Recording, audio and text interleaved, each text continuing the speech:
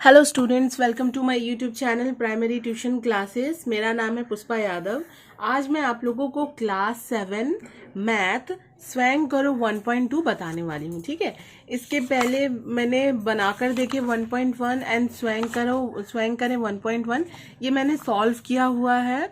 ठीक है, अगर पॉसिबल होगा तो मैं इसका लिंक दे दूंगी इसी वीडियो के डिस्क्रिप्शन बॉक्स में, आप लोग वहां से देख लीजिएगा। ठीक है, या फिर आप हमारे चैनल पर जाकर सर्च कीजिएगा, मतलब लाइन से मेरी वीडियोस डाली हुई हैं, अपलोड हुई हैं, आप लोग वहां पे भी देखिएगा तो मिल जाएंगी। ठीक है, तो चलिए स्टार्ट करते हैं। आज है स्वयं करो 1.2। ठीक है, तो ध्यान से देखिएगा आप लोग ये मैथ्स। एक चक्का 55 बार घूमने पर 77 मीटर रास्ता तय करता है। 98 मीटर रास्ता तय करने के लिए कितनी बार चक्का घूमेगा बतलाओ। ये नंबर 1 क्वेश्चन है। ठीक है, तो देखिए आप लोग, ये जो मैथ है ना, ये बुक में आप लोग जैसे कि ऊपर आप लोगों ने देखा होगा, यहाँ पे पहले इसको हम लोगों को गणित की भाषा में जो समस्या है उसको लिखना है। ठीक है, फिर उन दोनों के बीच क्या संपर्क है, सरल समानुपात है, व्यस्त समानुपात है, ठीक है, ये बताना है। देन हम लोगों को एक एक नियम से हल करना है। ठीक है, तो देखिए, अगर ये स्कूल के रूल्स पे डिपेंड करता है कि स्कूल में आप लोगों को किस तरह से कराया जाएगा। मैं आप लोगों को बुक के ही हिसाब से बताऊंगी, लेकिन फिर भी अभी स्कूल में ना, जैसे कि एक एक नियम से डायरेक्ट कराया जाता है गणित की भाषा में, या तो गणित की भाषा में समस्या लिखवाई जाती है तो उसको डायरेक्ट सॉल्व करवाया जाता है, या फिर डायरेक्ट एक एक नियम से कराया जाता है तो सिर्फ यही नियम रहता है। ठीक है, दोनों में से कोई एक नियम रहता है। अब आप लोग अपने अपने स्कूल के रूल को फॉलो कीजिएगा, लेकिन मैं ये मैथ जो है जैसे इस बुक में बताया गया, जैसे इस उदाहरण में दिया गया है, मैं इसी हिसाब से आप लोगों को पूरा मैथ बताऊंगी। ठीक है, तो चलिए आप लोग ध्यान दीजिएगा। ठीक है, मैं जैसे कि मैंने क्वेश्चन रीड कर लिया है, तो चलिए पहला नंबर स्टार्ट करते हैं हम लोग। देखिए मैंने बनाया है, आप लोगों को पहले लिखना होगा गणित की भाषा में समस्या हुई। आप लोगों को पहले क्या लिखना होगा, गणित की भाषा में समस्या हुई। पहले हम लोग गणित की भाषा में जो समस्या है उसको लिखेंगे। रास्ते की लंबाई मीटर में और पहिए का चक्कर। ठीक है, तो 77 मीटर रास्ता तय करने में पहिया कितनी बार घूमता है, 55 बार। 98 मीटर रास्ता तय करने में पहिया कितनी बार घूमेगा, और ज्यादा घूमेगा, है कि नहीं, 98 मीटर रास्ता तय करने में। तो यहाँ पर रास्ते की लंबाई एवं पहिए के चक्कर में सरल संपर्क है, क्योंकि देखिए यहाँ पे जैसे कि दूरी है, जिस हिसाब से दूरी है उस हिसाब से पहिए का चक्कर है, तो दूरी बढ़ रही है तो पहिए का चक्कर भी बढ़ेगा, है कि नहीं, तो इसीलिए सरल संपर्क है। यहाँ पर रास्ते की लंबाई एवं पहिए के चक्कर में सरल संपर्क है। ओके, उसके बाद ये पहला नंबर थोड़ा लॉन्ग है, आप लोग ध्यान से देखिएगा। उसके बाद आप लोग लिखिएगा एक एक नियम से हल करने पर। ये हर बार लिखना नहीं होगा, एक एक नियम से हल करने पर। देखिए 77 मीटर रास्ता तय करने में चक्का 55 बार घूमता है। ध्यान दीजिएगा, 77 मीटर रास्ता तय करने में चक्का 55 बार घूमता है, तो 1 मीटर रास्ता तय करने में चक्का कम घूमेगा, इसीलिए 55/77। जैसा कि कम होने पर भागा होता है, बार घूमता है, ऐसे ऐसे आप लोग डॉट डॉट दे दीजिएगा, मतलब डबल कॉमा दे दीजिएगा। उसके बाद 98 मीटर रास्ता तय करने में 1 मीटर के मुकाबले 98 मीटर रास्ता तय करने में चक्का ज्यादा घूमेगा। जब भी ज्यादा होता है तो हमारा गुना होता है, हम जानते हैं। तो 98 मीटर रास्ता तय करने में चक्का 55/77 गुने 98 बार घूमता है। ठीक है, तो अब हम लोग काट देंगे। 11×5 = 55, 11×7 = 77, 7 एकम 7। उसके बाद 7 से 98 को भागा देंगे, 7 एकम 7, 7 एकम 7, 2 इसमें चला जाएगा, 7 चौके 28, तो 14×5 = 70। ठीक है, ये हुआ हमारा आंसर। तो हम लोग क्या लिखेंगे, चक्का घूमेगा बराबर 70 बार, ये आंसर है। ओके, तो देख लीजिए, चक्का घूमेगा बराबर 70 बार, ये हो गया हमारा आंसर। ठीक है, तो अब हम लोग नंबर 2 में आ जाए। आप लोग ध्यान से देखिए, जैसा कि बुक में बताया गया है इसी हिसाब से मैंने आप लोगों को बताया है, लेकिन अभी स्कूल में ना हो सकता है किसी किसी स्कूल का रूल्स अलग होते हैं ना। तो जैसे कि मेरे पास कुछ स्टूडेंट पढ़ते हैं, तो उनके स्कूल में ये एक एक नियम, सिर्फ एक एक नियम बताया जाता है, और किसी किसी स्कूल में सिर्फ इसी तरह से सॉल्व कराया जाता है। लेकिन बुक में जैसा दिया हुआ, पहले हम लोगों को गणित की भाषा में समस्या को हल करना है, फिर उन दोनों के बीच क्या संपर्क है उसे बताना है, देन हम लोगों को एक एक नियम से सॉल्व करना है। ठीक है, तो मैंने उसी हिसाब से आप लोगों को बताया है, तो ये हो गया हमारा आंसर। अब हम लोग आ जाते हैं नंबर 2 में। मैं नंबर 2 क्वेश्चन रीड करती हूँ, आप लोग अपने अपने बुक्स में देखिए। दीपतार्क प्रत्येक सप्ताह में एक दिन तैरना सीखता है। प्रत्येक सप्ताह में एक दिन तैरना सीखता है, ठीक है। तो 364 दिन में वह कुल कितने दिन में तैरना सीखेगा, निकालें। ठीक है, तो ये भी पहले हम लोगों को गणित की भाषा में समस्या को लिखना होगा। मैंने लिखा है, गणित की भाषा में समस्या हुई, गणित की भाषा में समस्या हुई, दिनों की संख्या और तैरना सीखा, वो भी दिन में हम लोग लेंगे, ठीक है। दिनों की संख्या और तैरना सीखा। तो प्रत्येक सप्ताह यानी 7 दिन, एक सप्ताह में कितने दिन होते हैं, 7 दिन। तो प्रत्येक सप्ताह यानी कि वो प्रत्येक सप्ताह 7 दिनों में सिर्फ एक दिन तैरना सीखता है। 7 दिनों में सिर्फ एक दिन तैरना सीखता है। तो 364 दिनों में वो कितने दिन तैरना सीखेगा। तो देखिए, 7 दिन में वो एक दिन तैरना सीखता है, तो 364 दिनों में वो और ज्यादा तैरना सीखेगा ना, है कि नहीं। दिन बढ़ रहा है, यहाँ पे दिन बढ़ रहा है, तो यहाँ पे तैरने की संख्या भी बढ़ेगी ना, तैरना सीखने की संख्या भी बढ़ेगी। तो यहाँ पर भी संपर्क जो है वो सरल है। मैंने यहाँ पे डायरेक्ट लिखा है, यहाँ पर सरल संपर्क है। आप लोग लिखना, यहाँ पर दिनों की संख्या के साथ तैरना सीखने का संपर्क सरल है, ठीक है। या फिर आप लोग डायरेक्ट भी लिखिएगा तो भी कोई बात नहीं, यहाँ पर सरल संपर्क है, लिख सकते हैं, ठीक है। उसके बाद एक एक नियम से हल करेंगे। 7 दिन में तैरना सीखता है एक दिन, वो सिर्फ 7 दिन में एक ही दिन जाता है ना तैरना सीखने। तो 7 दिन में तैरना सीखता है एक दिन, तो एक दिन में तैरना सीखता है 1/7 दिन। तो एक दिन में तो बहुत कम सीखेगा, इसलिए कम होने पर भागा, तो 1/7 दिन। और 364 दिन में वह तैरना सीखता है ज्यादा, 364 दिन में तो ज्यादा सीखेगा। तो 1/7 गुने 364, कम होने पर भागा, ज्यादा होने पर गुना। तो 1/7 गुने 364। अब 7 से इसको आप लोग डिवाइड करके देखिएगा, आप लोग का 52 आएगा। मैंने यहाँ पे काट दिया, 7 एकम 7, 7 पचे 35, एक उसमें चला गया, तो 7 दूनी 14, है कि नहीं। तो 52 आंसर हुआ। लास्ट में हम लोग ऐसे लिख देंगे, तो वह कुल 52 दिनों में तैरना सीखेगा। क्या लिखेंगे, तो वह कुल 52 दिनों में तैरना सीखेगा। ओके, नंबर 3 मैं रीड करती हूँ।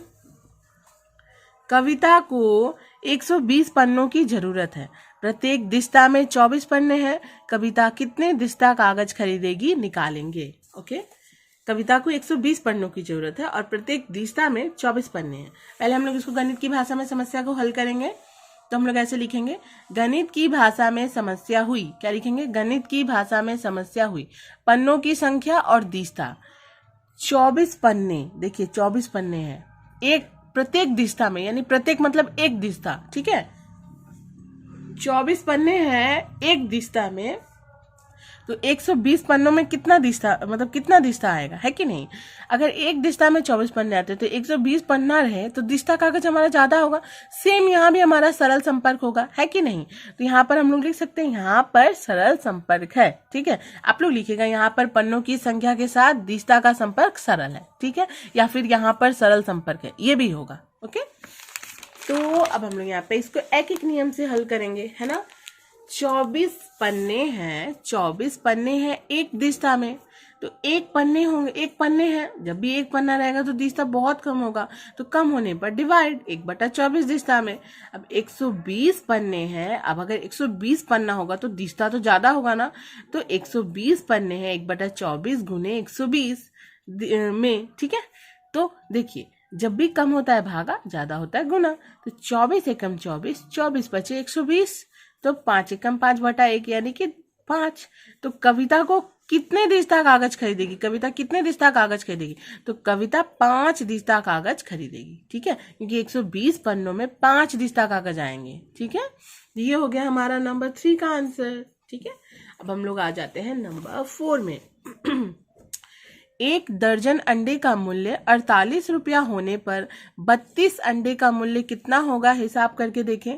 1 दर्जन यानी क्या होता है, बहुत सारे स्टूडेंट्स को पता होगा, आप सभी को पता होगा। 1 दर्जन का मतलब होता है, अगर उसको नंबर में देखा जाए तो 1 दर्जन बराबर 12, ठीक है। हम लोग बहुत बार पढ़ते हैं ना, 1 दर्जन केले लेते आना, तो उन केलों की संख्या कितनी होती है, 12 होती है ना। तो सेम 1 दर्जन अंडे का मूल्य यानी कि 12 अंडे का मूल्य अगर 48 रुपया है तो 32 अंडे का मूल्य कितना होगा। तो हम लोग इसको पहले गणित की भाषा में सॉल्व करेंगे। तो देखिए, गणित की भाषा में समस्या हुई, मैंने यहाँ पे लिख दिया है कि 1 दर्जन बराबर संख्या में अगर उसको देखा जाए तो 12, ठीक है। 1 डजन इज इक्वल टू 12।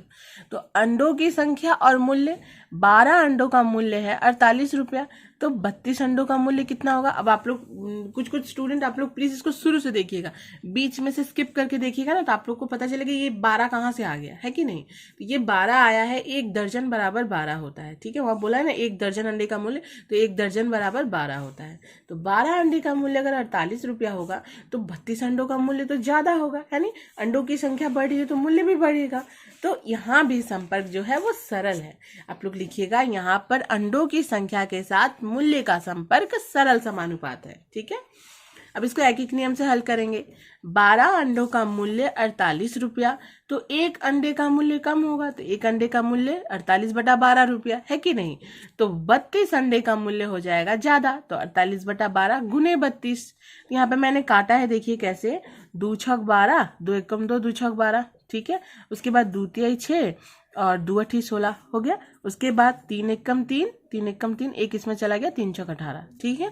तो इस तरह से मैंने काटा है, तो हमारा कितना आ गया, 16 8 128 रुपया।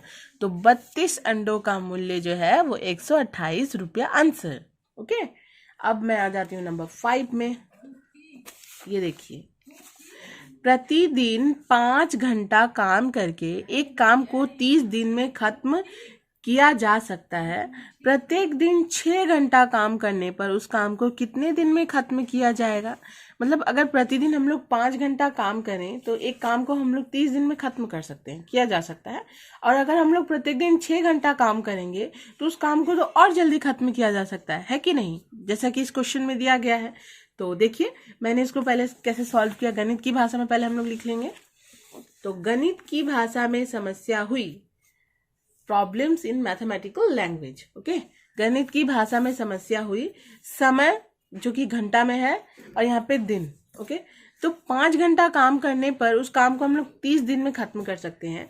तो अगर 6 घंटा काम करेंगे तो उस काम को तो और जल्दी हम लोग खत्म कर देंगे ना, तो दिन हमारा और कम जाएगा, है कि नहीं।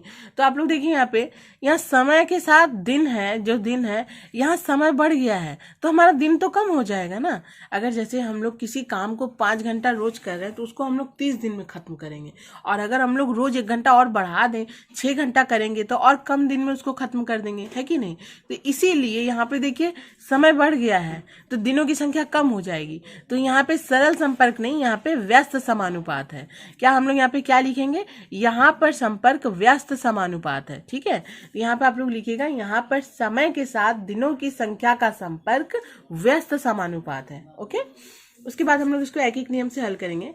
5 घंटा काम करने पर 30 दिन में काम खत्म होता है। यहाँ पे गलत हो गया था तो मैंने यहाँ पे लिख दिया है 5 घंटा काम करने पर 30 दिन में काम खत्म होता है, ठीक है। 5 घंटा काम करने पर 30 दिन में काम खत्म होता है। तो 1 घंटा काम करेंगे, अब आप लोग यहाँ पे देखिए 5 घंटा के मुकाबले अगर हम लोग 1 घंटा काम करेंगे तो ज्यादा दिन लगेगा, है कि नहीं। 5 घंटा काम कर रहे हैं तो 30 दिन में खत्म हो जा रहा है, तो 1 घंटा काम करेंगे तो ज्यादा दिन लगेगा ना। तो यहाँ पे इसीलिए हमारा क्या हो जाएगा, 30 गुने 5 दिन में काम खत्म होता है। किसी भी काम को अगर हम रोज 5 घंटा कर रहे हैं, अब हम लोगों को 1 ही घंटा रोज करेंगे तो वो दिन हमारा बढ़ जाएगा ना, हम लोग और दिन लगेगा उस काम को पूरा करने में, है कि नहीं। तो जब भी ज्यादा होगा तो गुना हो गया, 30 गुने 5, ठीक। अब 6 घंटा काम करेंगे, अगर 1 घंटा के मुकाबले 6 घंटा रोज हम काम करेंगे तो उस काम को तो हम बहुत कम दिन में खत्म कर देंगे, इस दिन के मुकाबले बहुत कम दिन लगेगा।